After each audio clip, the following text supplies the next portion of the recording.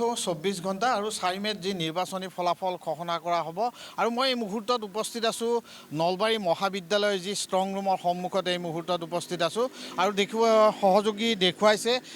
এয়া হৈছে যি ষ্ট্ৰং ৰুম আৰু নলবাৰী মহাবিদ্যালয়ত থকা যি ষ্ট্ৰং ৰুমত ইতিমধ্যে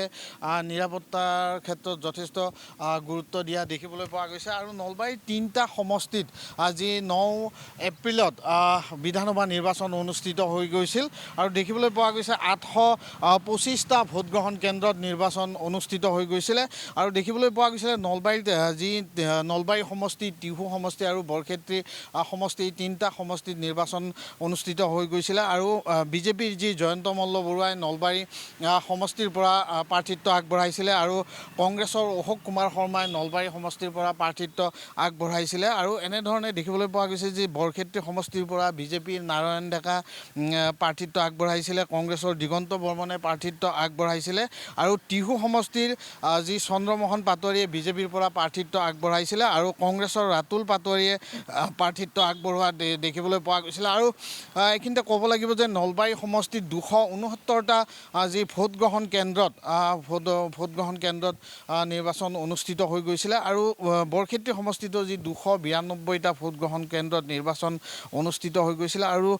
ইয়াৰ সমান্তৰালভাৱে টিহু সমষ্টিৰ 274টা যি ভোটগ্ৰহণ কেন্দ্ৰত মুঠ 825টা ভোটগ্ৰহণ কেন্দ্ৰত যি ভোটদান পৰ্ব অনুষ্ঠিত হৈ গৈছিলে আৰু আজি যিহেতু অহাকালি 4 মে' আৰু এই 4 মে'ত দিনটোতে আজি ভিতৰলৈ প্ৰৱেশ কৰিম এই মুহূৰ্তত 4 মে'ৰ দিনটোতে যি নিৰ্বাচনী ফলাফল ঘোষণা কৰা হ'ব ইতিমধ্যে উৎকণ্ঠা বাঢ়িছে নিৰ্বাচনী যি ফলাফল ঘোষণা কৰা হ'ব তাক লৈ উৎকণ্ঠা বাঢ়িছে প্ৰাৰ্থীসকলৰ লগতে যি দলীয় সমৰ্থকসকল আছে এই দলীয় সমৰ্থকসকলৰ মাজতো যথেষ্ট উৎকণ্ঠা বঢ়া দেখিবলৈ পোৱা গৈছে আৰু আমি যদি চাবলৈ যাওঁ নলবাৰী সমষ্টিৰ টোটেল যি টোটেল ভোটাৰ 2,278,000গৰাকী টোটেল ভোটাৰ আছিলে আৰু ইয়াতে ভোট পলিং হৈছিলে 1,80,000 ভোট পলিং হৈছিলে আৰু টিহু সমষ্টিত যদি আমি চাবলৈ যাওঁ টোটেল ভোটাৰ আছিলে 2,04,410গৰাকী টোটেল ভোটাৰ আছিলে আৰু ভোট পলিং হৈছিলে 1,78,000 ভোট পলিং হৈছিলে আৰু বৰক্ষেত্ৰী সমষ্টিত যি টোটেল ভোটাৰ আছিলে 2,19,000 আৰু ভোট পলিং হৈছিলে প্ৰায় 2 লাখ ভোট পলিং হৈছিলে আৰু পাৰ্চেণ্টেজ হিচাপত যদি আমি সামগ্ৰিকভাৱে নলবাৰী জিলাৰ পাৰ্চেণ্টেজ চাবলৈ যাওঁ তেতিয়াহ'লে 89% যি ভোটদাতাই ভোটদান কৰা দেখিবলৈ পোৱা গৈছিলে আৰু এইবাৰ বিশেষকৈ যি নলবাৰী সমষ্টিৰ জয়ন্ত মল্ল বৰুৱা বা যি অশোক কুমাৰ শৰ্মা বিজেপি প্ৰাৰ্থী জয়ন্ত মল্ল বৰুৱা আৰু যি নলবাৰী সমষ্টিৰ কংগ্ৰেছ প্ৰাৰ্থী যি অশোক কুমাৰ শৰ্মাৰ মাজত তীব্ৰ প্ৰতিদ্বন্দ্বিতা হোৱা দেখিবলৈ পোৱা গৈছে আৰু একাংশ লোকৰ মাজত ইতিমধ্যে চৰ্চা চলিছে যি বা সমীক্ষকসকলে ৰাজনৈতিক সমীক্ষকসকলে ইতিমধ্যে মন্তব্য কৰা দেখিবলৈ পোৱা গৈছে আজি বিজেপিৰ প্ৰাৰ্থীগৰাকীয়ে জয়ন্ত মল্ল বৰুৱা জয়ী হোৱাৰ সম্ভাৱনা যথেষ্ট বুলি ইতিমধ্যে যি নিৰ্বাচনী পৰ্যবেক্ষক বা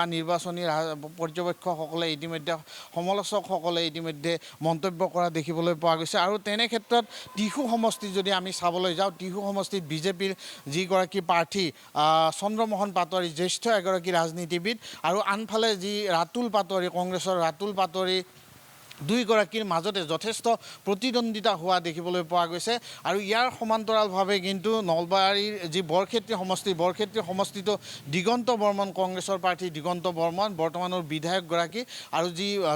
যি নাৰায়ণ ডেকা বিজেপিৰ প্ৰাৰ্থী এই দুগৰাকী প্ৰাৰ্থীৰ মাজতো কিন্তু যথেষ্ট তুমুল প্ৰতিদ্বন্দ্বিতা হোৱা দেখিবলৈ পোৱা গৈছে কিন্তু যি ৰাজনৈতিক সমীক্ষকসকল আছে ৰাজনৈতিক সমীক্ষকসকলৰ মাজত কিন্তু এক যি গুণাগাথা চলিছে বা যি